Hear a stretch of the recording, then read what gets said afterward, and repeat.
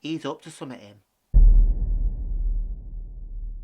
I've just had the weirdest row I've ever had in my life. And it all starts with my son Callum. First off, he's never in. He's always out playing with his mates. He's either playing football or just generally roaming the streets, hanging about. And I've got no problem with that because I was the same.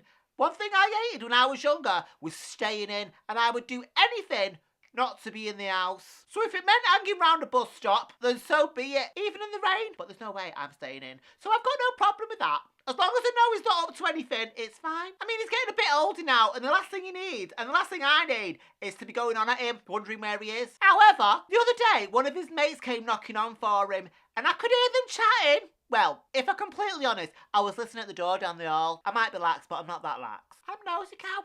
I want to know. And I could hear them going on about the wall. Everyone's at the wall. Are you coming to the wall? It's all going down on the wall. You need to hurry up. Quick, quick, quick. Are you coming to sit on the wall? Everyone's there, apparently. I thought, the wall? What's that? So Callum grabs his coat and shouts, I'm going over to Jack's. Which I knew was a lie. Jack's not got a wall. He lives in a council flat. He's hiding something, but I'll find out sooner or later. He should know me by now. I always do. He leaves. And he's back in an hour, but just goes straight to his bedroom. I was on the phone to my mum, so I didn't think anything of it. Let it be. Kids are kids. Then 2 days later, another one of his mates knock on for him. And again, I hear at the door, the wall. Come to the wall quick. Everyone's at the wall.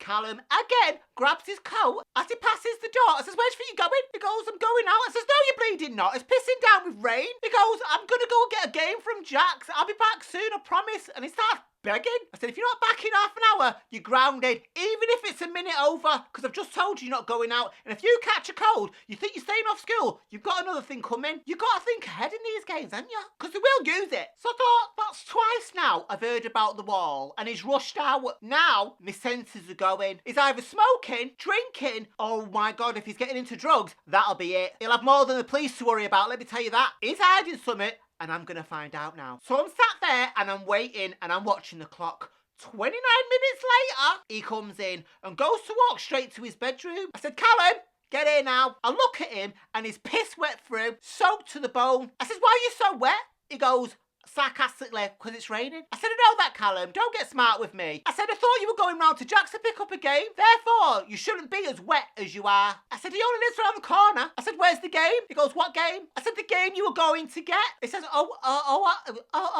forgot it. I said, get here. I smell him like a bloodhound. Nothing gets past me. I can't smell booze, I can't smell weed, I can't smell smoke. And he doesn't look high. So I let him go. But what's he up to? It's killing me. So 2 nights later, again, there's a knock at the door. And he goes to go out to the wall. But this time, I follow him. Honestly, I felt like a right dick. I had my coat up to here. I had an hat on, hiding behind edges, behind trees. But I didn't care. I need to know. And I will go to the extremes if I need to know that information. So I'm still following him. I don't care.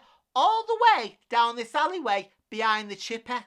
There's 4 of Callum's mates there waiting, sat on a wall. So I'm hiding behind the wall and I can see they're all fixated on this bedroom window. So what are they doing? Not talking, just staring. I walk closer and one of them spots me, tells the others, and they all leg it. Callum goes to run from me. I said, you get here now. What are you running for? I get to the wall and I look up at what they're looking at. All 5 of them have been watching a bluey through someone else's window. A dirty movie. The little shits. So that's what they've been all sneaking off to do. So I thought, right, I grab Callum and I go round to the front of the house and I start banging on that door. Then this little old lady in a dressing gown, I swear to God, she was about 75 stroke 80. Answers. For a second, I thought I'd got the wrong house until I could hear the moaning from the video upstairs. I said, look, love, whatever you do in your house is your business, but you might want to close your curtains while you're watching a bleeding porno. I said, round the back of your house, there's 5 young teenagers sat on a wall watching through your bedroom window. She looked shocked. I said, yeah, they've been regulars on that wall. I said, you've been giving them a right show. She goes, the little peeping Toms. I should call the bloody police. I said, hang on a minute, love. I said, if you'd have been more bleeding discreet and shut your curtains, they wouldn't have been watching.